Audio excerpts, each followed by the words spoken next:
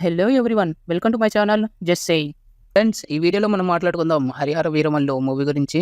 Reason ఏదైనా అవ్వచ్చు కానీ టు బీ హానెస్ట్ నాకు ఈ మూవీ మీద అసలు ఎక్స్‌పెక్టేషన్స్ లేవు. అది క్రిష్ ప్రాజెక్ట్ నుంచి తప్పుకోవటం అవ్వచ్చు.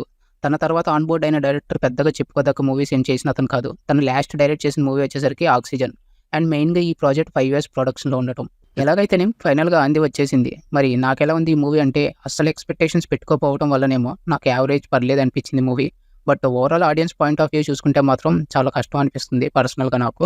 ఇంక ఈ మూవీ స్టోరీలోకి వెళ్తే వీరమల్లు ఒక దొంగ, రాబిన్ హుడ్ టైప్ అనుకోండి. తనకి ఔరంగజేబు దగ్గర ఉన్న కోహినూర్‌ని తీసుకొచ్చే పని వస్తుంది. మరి Veeramallu Kohinoor తెచ్చాడా?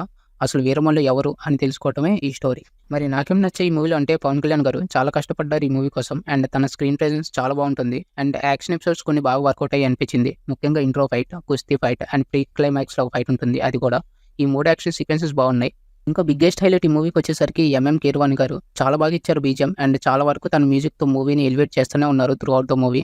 But direction, screen play and proper emotions లేకపోవడం వల్ల కీరవాణి గారి ఎఫెక్ట్స్ వేస్ట్ అయ్యాయి అనిపించింది నాకు. సో పవన్ కళ్యాణ్ గారు అండ్ కీరవాణి గారు ఈ రెండే పాజిటివ్స్ ఈ మూవీలో. ఇంకా నెగటివ్స్ గురించి మాట్లాడుకుంటే వీఎఫ్ఎక్స్ వర్క్ చాలా అంటే చాలా పూర్‌గా ఉంటుంది. అంటే ఒక బేసిక్ యూట్యూబ్ ఛానెల్‌లో ఉండే వీఎఫ్ఎక్స్ వర్క్ ఉంటుంది మూవీ మొత్తం. మినిమమ్ ఎఫర్ట్స్ కూడా పెట్టలేదు. అది క్లియర్‌గా కనిపిస్తుంది మూవీలో. మరి ఈ మూవీకి పోస్ట్ ప్రొడక్షన్ వర్క్ ఏం చేశారో అంత టైం తీసుకొని వాళ్ళకే తెలియాలి. ఇంకా పవన్ కళ్యాణ్ గారి డేట్స్ ఇష్యూ వల్లో ఆర్ ఇంకేమైనా రీజన్సో తెలీదు గానీ చాలా రష్డ్‌గా, ఇన్‌కన్సిస్టెంట్‌గా ఉంటుంది మూవీ మొత్తం. అండ్ మూవీ చాలా వరకు గ్రీన్ స్క్రీన్ యూజ్ చేశారు రియల్ లొకేషన్స్‌లో కాకుండా. దానివల్ల కూడా మనం కనెక్ట్ అవ్వలేం మూవీకి. ఇంకా డైరెక్షన్, స్క్రీన్ ప్లే, సినిమాటోగ్రఫీ కూడా పెద్ద నెగెటివ్స్ ఈ మూవీకి. ఎందుకంటే స్టోరీలో అయితే స్కోప్ ఉంది. ఒక సనాతన ధర్మ రక్షకుడు దొంగగా మారి కోహినూర్ కోసం చేసే అడ్వెంచరస్ జర్నీ చాలా అడ్వెంచరస్‌గా, ఇంటెన్స్‌గా చూపించొచ్చు.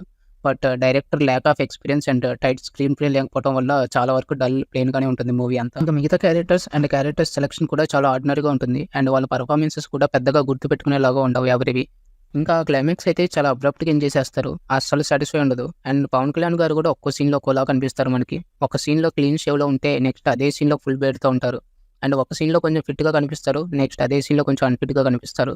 అండ్ ఆ హిందీ యాక్టర్స్ లిప్ సింక్ అయితే దండం పెట్టొచ్చు. ఏ ఒక్కరికి కూడా లిప్ సింక్ ఉండదు. అన్ని చేతులు మారి అంత టైం తీసుకొని పులిహోర చేశారనిపించింది నాకు. సో ఫైనల్‌గా నేను చెప్పొచ్చేది ఏంటంటే 'Harihara Veeramallu' lacks everything except solid performance from Pawan Kalyan garu and strong music from MM Keeravani garu. Pawan Kalyan గారి కోసం అయితే ఒకసారి చూసేయొచ్చు. ఇంకా ఈ మూవీకి నేను ఇచ్చే రేటింగ్ వచ్చేసరికి 2 ఔట్ ఆఫ్ 5. ఇది గైస్ ఈ video. See you in the next video. Until then take care. Bye bye. మీకు నా వీడియోస్, నా కంటెంట్ నచ్చినట్టయితే Please like, share, and subscribe.